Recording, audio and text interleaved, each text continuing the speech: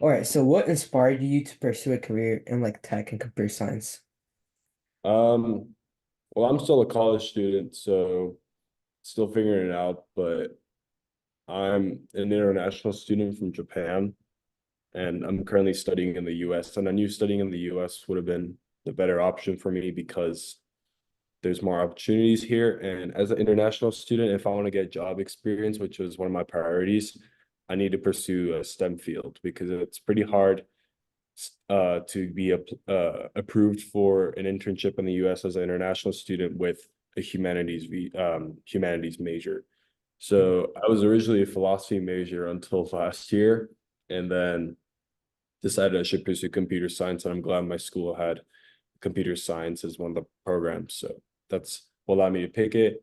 And, I started coding more seriously last year. I did I took some computer science classes in high school, but took it more seriously as a hobby last year. And I was pretty consistent with it. I really enjoyed how you could really build anything with it as long as you know the coding language and the frameworks.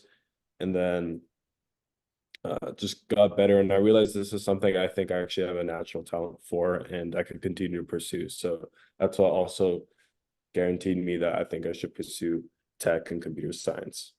Yeah, definitely. And what computer language did you start was when you just first started out? Yeah, sure. I first learned Python. That was my first programming language. And that was through a course, like a summer school course. And Yeah, then in school, I learned Java because that's the language they use for the AP Computer Science class, which is like the college credit class. yeah, AP. Is it A? I think it was A, right? Yeah, Computer Science A. Yeah, A. that's Yeah. the one. And then for my own time, I started learning JavaScript, which is the language used on the web. And Yeah. definitely recommend learning Python first, but JavaScript is, I'd say, the best language to really expand your skills because once you can start making stuff on the web, you can just publish it and then others can access it. And it's really the most scalable and yeah, just the language that allows you to do big things in the tech world and get started. It's just really fun. Yeah. Yeah. So what are like kind of some big projects that you build out? Sure. I could talk about that. Projects. Should I talk about them in like chronological order where it's like the projects I built first or just I mean, it's any? up to you. Just go for it, you know? Okay, yeah, all right, I'll just talk about some. Yeah. I recently built a boxing analytics software on the web for this boxing company where so the company provided these sensors where you can put it with your boxing gloves and then you can track your like punching speed, acceleration, and force. And they already have a mobile app, and I was using that as like a user of their sensors. But there were some features that I knew the sensors could track that the mobile app didn't display well. So I was like, let me build my own analytics software then. So I asked if I could use the data from the sensors, and they're like, sure. I had to sign a contract, but then I built it.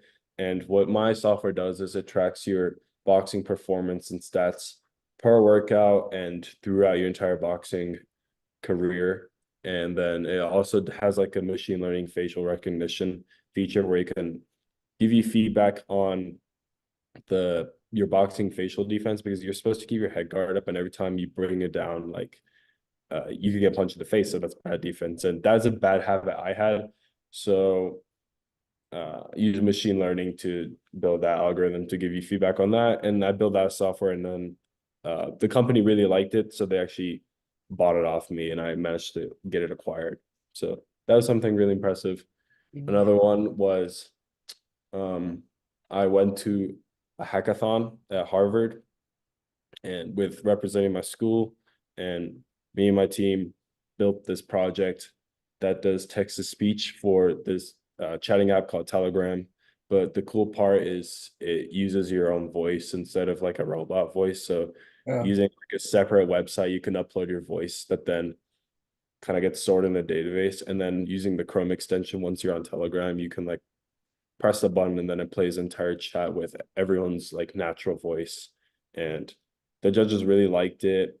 There was definitely a lot of uh, I think we saw the project well because we talked about how it'll increase like user activity, user engagement, Yeah, and how accessibility too. And it just checked off all the points. So we actually won we won the competition too as a team. that's awesome. So Congrats, man. So, appreciate it. Yeah. Those are yeah. some projects. And um let's see. Do I have anything else? I also have a project where it's just a security camera. I want to learn how to work with like Internet of Things, connecting my, small devices to Wi-Fi to the internet.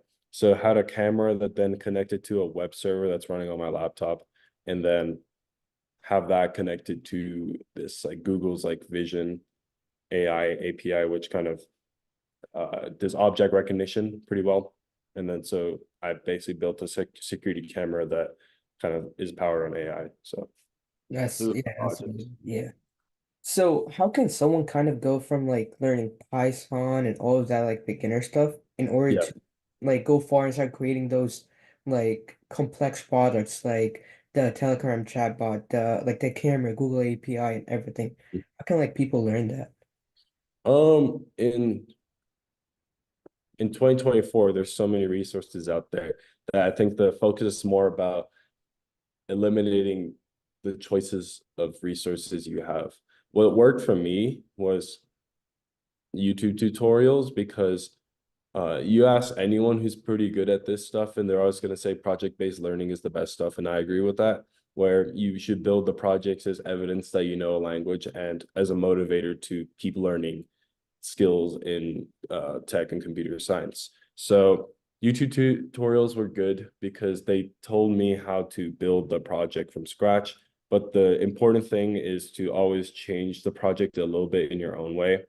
So as you're watching so and so on YouTube teaching you how to build a project with, I don't know, like Python, um, once you actually build it, you should change some of it. And if you're a complete beginner, it could just be like changing the colors of um, the project you built.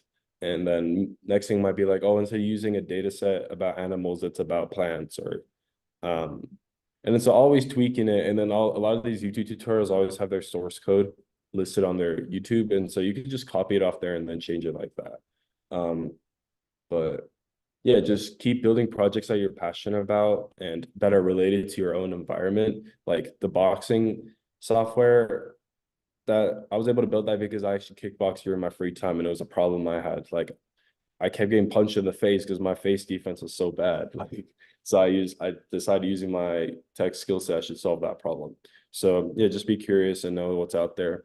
And what I've realized recently is like to really level up in this game of tech and computer science is you need a background in computer science, like from an academic standpoint, because a lot of software engineers, and this is true, like they don't actually use math and theoretical computer science in their jobs. So it's definitely not required. But to really be ahead of the tech industry and the next trends, you got to have a theoretical understanding of how these new technologies work, like AI, machine learning, and all that. And, if you enjoy the theoretical stuff, you'll start reading like research papers published by colleges and companies about the latest theoretical computer science. And if you watch that, then um, like you're up to date on the latest things because what I always say to myself is like, what did the internet look like in 1999? Like it was probably all theoretical. Like no one was talking about it. It was probably only on research papers. And then what did, like blockchain and current, LLM stuff look like in 2010? It probably didn't look there were no YouTube tutorials, there were no um there's no one talking about it, just a couple research papers. So once that's like for more advanced people, but if you really want to step up your game, just you should start reading those papers and you're on the right path when the thing you're passionate about, the thing you want to work on has no YouTube tutorials or no documentation. Yeah. And it's all you having to contribute to the field to build the things you want to build. Yeah. And where do people kind of find these type of research papers? Like, is there like a specific website? Yeah, yeah. Hold on, what was that name of the website? Arxiv.org is great. I think it's like Cornell's like database of all the latest research papers on computer science. I love that site um, to see all the latest news on computer science and just follow other news sources for tech as well. I like daily.dev because that's a platform where it just gathers a bunch of articles and stuff from different platforms. And then Hacker Noon is also a pretty good site. So just, yeah, follow these news sites. That's good. Oh yeah, and what was the name of that site? News.ycombinator.com is good. Y Combinator is like the startup accelerator in San Francisco, and they have this like it's been going on for a while. This like just it looks like a 4chan slash Reddit thing of like all the latest news on startups and tech, and that's a great place to get some news as well. Yeah, definitely. And do you recommend any like kind of YouTube channels that helped you kind of learn computer science? Yeah, sure. Um, Trying to think of who I used back in the day. I liked programming with Mosh. I think he had the like best tutorials, and he's the one I used to start learning HTML, CSS, and JavaScript. And then Free Code Camp is also they're the biggest one, but they're also pretty good too. Yeah, definitely. And then like, can you share with us some challenges that kind of came up on the way while you were trying to like learn how to code, especially like since you switched from your humanities major into computer science? Yeah, sure. Well, times have changed now that we have ChatGPT, but I think most coders who started before 20, when did I think about 2022, know that the thing that really hindered their growth was getting a bug in their code. Because especially when you're just getting started out and you have a glitch in your code that isn't even related to your code, a lot of times it's machine related, like the device you're using isn't compatible with the software you're using or like the ID or the language you're using. So debugging that kind of code was definitely pulling me back to my growth as a beginner. But now that we have ChatGPT, like it's way easier to debug stuff like that. Yeah. Um, Other than that, I guess consistency, that's really important. And consistency doesn't mean like you're coding every day, just be passionate about the field. So I actually recommend reading about it more than like coding it because the more knowledge you have about the topics and the subjects you're passionate about, the better projects you can make. And now that you have these AI tools, you don't need to memorize the syntax of these languages. So you don't really have to practice it. You just need to know how to theoretically implement it in a clean and secure way. And finally, also I had an issue with, not really thinking of good project ideas. That was from like, yeah, from March to like August. I couldn't think of a single project to make. I just, Yeah. yeah, an empty tank. But I think what helped that was to learn more skills because the reason why someone might not be able to build new projects is because they lack skills and expertise in a certain field. Because the more expertise you have in other fields, the more you can connect different fields and be like, oh, I should build a project on this. And that's what helped with me. Like I started learning other fields besides web development. That's how I got into cybersecurity a little bit. Started learning Internet of Things, a little bit of like machine learning stuff, and then learning that stuff and then connecting the dots. And I realized I could make so many more projects. Yeah. Yeah, definitely. So how do you use ChatGPT like on your kind of like computer science work other than like trying to fix bugs? Do you use it for like learning more information or like Yeah, sure. I use it as a easy way to get started on an app because um like let's say I'm trying to build a web app. I don't want to have to like write all the code from Mm. scratch. I kind of wanted like a boilerplate template thing. So ChatGPT can like easily whip that out for me. Project ideas. Also, sometimes I use ChatGPT. Um, what else do I do?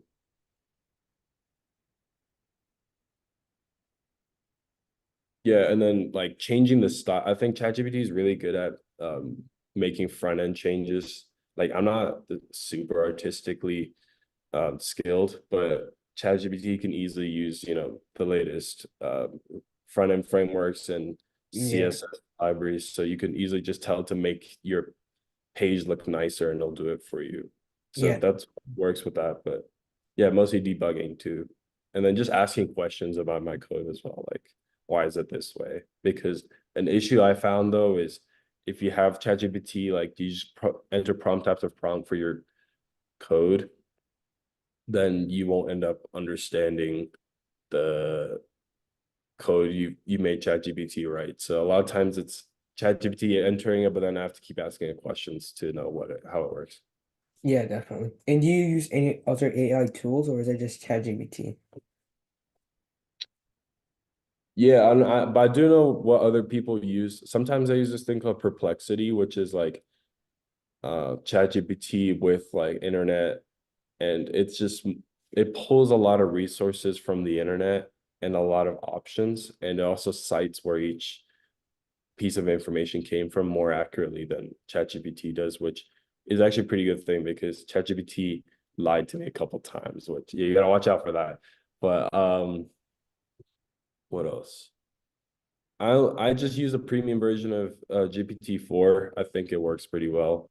I like the multimodal feature, which is like I could upload any file image and it will read it for me. And yeah, but my some of my content creator friends, my tech friends use um this thing called Cursor, which is a IDE text editor that has AI and stuff already implemented into it. I haven't experimented with it yet, but I should soon. And yeah, but I won't recommend using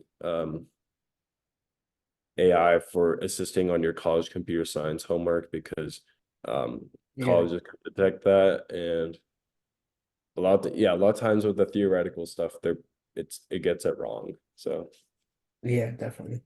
And do you have any like kind of books to recommend for people? books. Yeah. Um, I can't name some off the top of my head. I made a video on it, so you should check out my account on Ronan Tech. All Those are right. some of my most popular videos, my book recommendations. But oh, I had a mentor here. I met him at like a tech conference thing, and he was, I liked him. I call him a mentor because he was very theoretically and oriented. Because as a youngin, like I'm always about heading on to the next thing, doing the next big thing, and sometimes I don't have my fundamentals right. But he was like Mr. Fundamental, so he recommended me two books. It's a series. It's called Clean Coder and Clean Code, and those go deep into like the architectural fundamentals of writing software and code, and also security stuff and general stuff like algorithms, data structures that a lot of beginners neglect. And especially with these like big tech companies, like that's what they assess you on for their interviews. So making sure to do that. Yeah, definitely. And for interviews, do you recommend people to use like lead code in order to prep? Yeah, no, leak code's definitely a good option. Definitely get the paid one and start off with the easies, then get to the mediums, and then like a couple hards, and just keep a consistent schedule.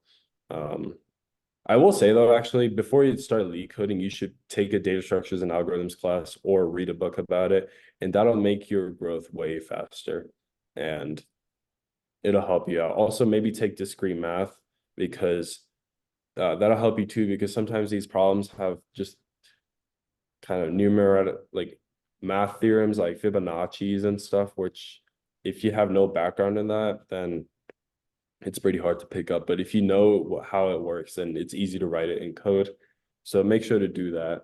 And also, yeah, just keep yourself accountable. One kind of not good way that I keep myself accountable is I bet money on every time I like don't leak code. So I tell my friend like, dude, if I don't have like if I didn't solve 5 leak code problems today, I'm giving you like $20.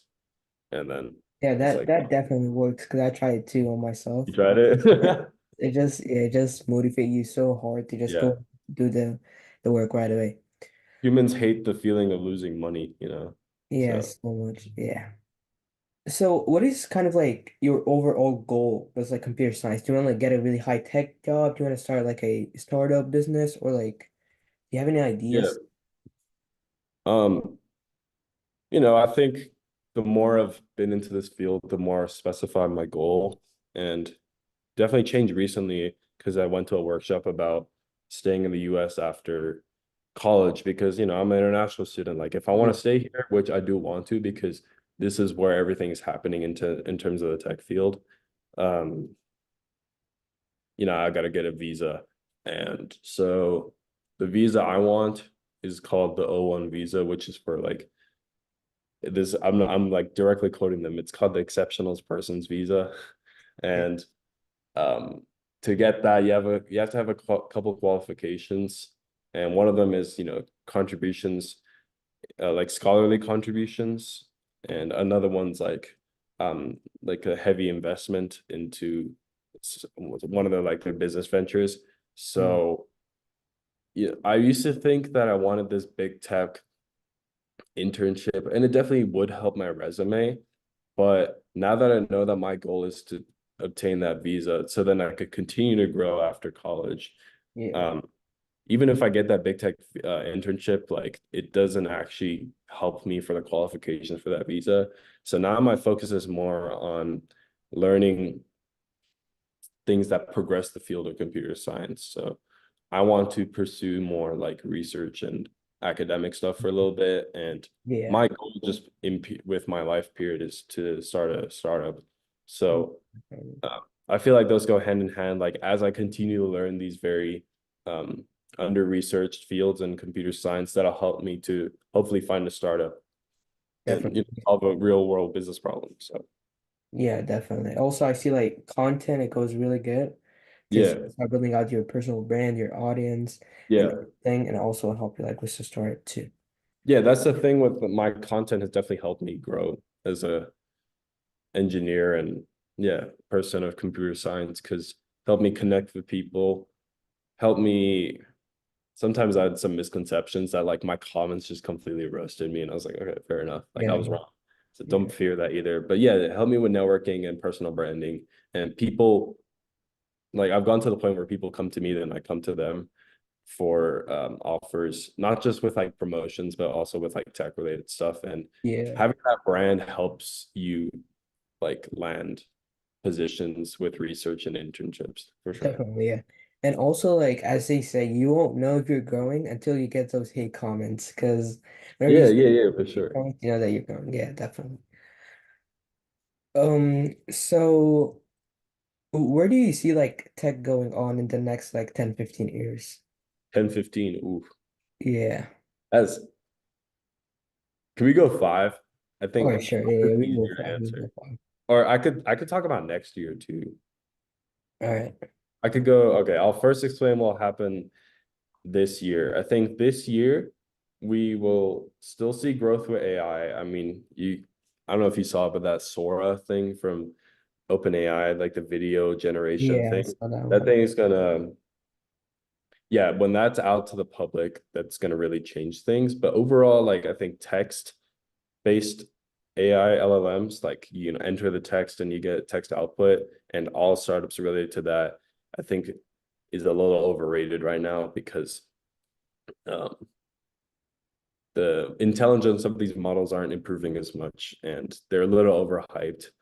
And I try to stay away from any fake guru online talking about how like AI this or Yeah. AI that Mhm. because the real ones know AI is kind of a general term and what it's really called is a large language model and you should call it that way. So next year that, and I think there will be some issues regarding the election in terms of misuse of AI, I think they'll definitely pop up. And Yeah. yeah, there'll definitely be cases of misuse with AI, which will increase the ethics. In the next 5 years, that's very difficult. I'm actually a proponent of like Web3. I've been really into it, but I think that's gonna start to come back more on a yeah, on a financial level. None of this like NFT and like crypto pumping like money making schemes, not in that way, but more from like an infrastructure way where like people use the blockchain as a way to um efficiently store and exchange information and data without needing a centralized party in between. And I think by 5 years that'll easily, yeah, be in place. Yeah. And yeah, I mean, something I've been doing a lot of research on building projects on my own is this thing called zero knowledge proofs, and I think that's what's up next. The way it works is like, it's hard to describe. It's very mathematically oriented, where you can like basically communicate with other people and verify information without actually showing them the information. Like instead of sending data to other people, you send a mathematical proof that you know the data, and it uses like Oh, so like encryption and yeah, like yeah, it uses like complex math and stuff, but when you do that, they're already using it in the blockchain like Web3 space, but it just makes things less computationally dense, more less energy and less storage. So it's, good on the hardware end, and it's just more secure on a user end. And also the reason why it's good is that like even with quantum computing rising, which I think I overheard that quantum computing by 5 years will be available on mobile devices, which or like desktop devices, which that I think that's pretty crazy. But the issue with quantum computing and cybersecurity is that they're saying that a lot of like the encryption standards that we use today could be easily decrypted using quantum computers because they're just much more faster and smarter than regular computers. But if we use this zero knowledge proof as a way to communicate and exchange like secure information. Like even if you get hacked, it's the mathematical proof that you're exchanging with one another, not the actual data. So like your information is still secure. I think that's what the future. Yeah. yeah, definitely. I see that going too. Yeah, because there are kind of like a lot of different ways that you can look at it, because it's not just one specific field. There's like multiple different fields that other people, Yeah. and it's kind of complicated. Yeah. There's so much stuff. I mean, with the spatial computing too, that's another thing. I think, yeah, that whole vision stuff, the Vision Pro, like I don't have one, but I did hear that it's still not optimal because battery level is low and it's like just bulky. But once it's like easily wearable, Like and eyeglasses. Yeah. yeah, I do think the future of like computing and user interface is going to be that visual OS and spatial computing. Yeah, definitely. So kind of going back, like, so you said you were an international student, right? So you kind of studied all the way to like middle school or high school, and then you came back to college. Yeah. Yeah, right. Excuse me. So did you kind of like take the ACT, SAT, or like specific type of tests in order to come and study here?